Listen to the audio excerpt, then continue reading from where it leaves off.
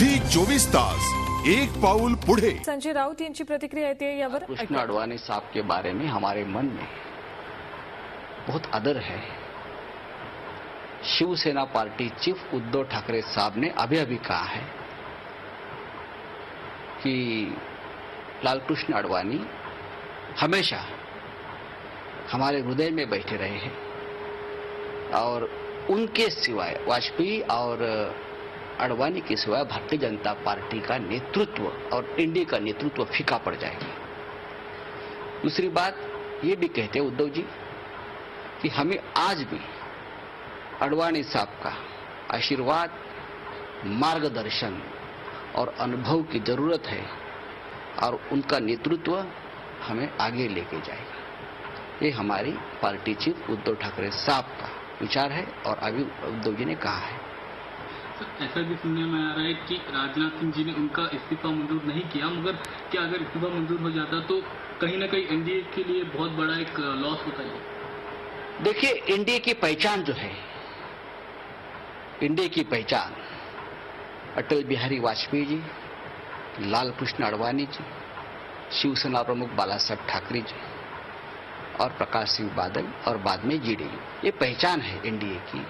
यही बड़े नेता रहे हैं एनडीए के और एक विचार से ये लोग एक साथ आ गए और एनडीए बन गए। बाकी जिनको जाना था जो सत्ता के लालच में आ गए वो छोड़ के चले गए। लेकिन आज भी हम 4 या 5 जो घटक दल है आज भी एनडीए के नाते एक साथ जुड़े हैं और इसलिए जुड़े हैं कि एक विचार से हम लोग एक साथ आए थे और विचार के साथ ही रहेंगे। और आज भी शिवसेना और शिवसेना पार्टी चीफ उद्धव ठाकरे जी का यही कहना है कि अडवाणी जी को मनाना चाहिए और अडवाणी जी ही एनडीए के नेता रहेंगे। तो इनके इस्तीफे से आपको क्या लगता है कि क्या एनडीए को लॉस होगा या ये बोल सकते हैं कि कांग्रेस को कोई प्रॉफिट इससे?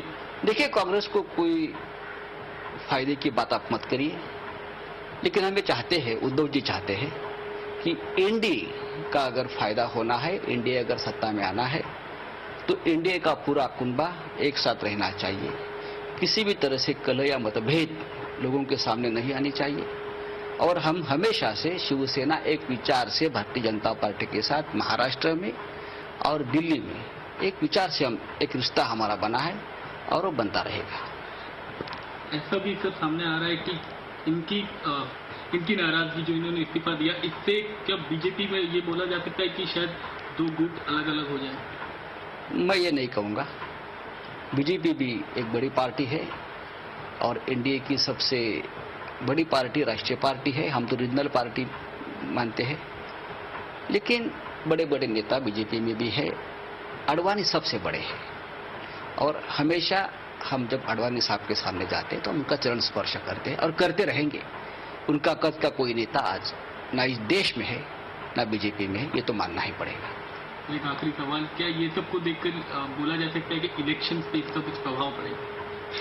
नहीं, मुझे लगता है कि सिर्फ भारतीय जनता पार्टी भी नहीं, उद्धव जी ने भी कहा है कि हम सब लोग मिलकर अडवाणी जी को मनाएंगे।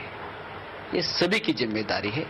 जितने भी एनडीए के घटक दल है, फिर जनता दल यूनाइटेड हो, जैसे शरद यादव साहब ने कहा है, बादल साहब ने भी कहा है और उद्धव जी ने भी कहा है, हम सब मिलकर अडवाणी जी को मनाएंगे और कहेंगे नेतृत्व आप करो।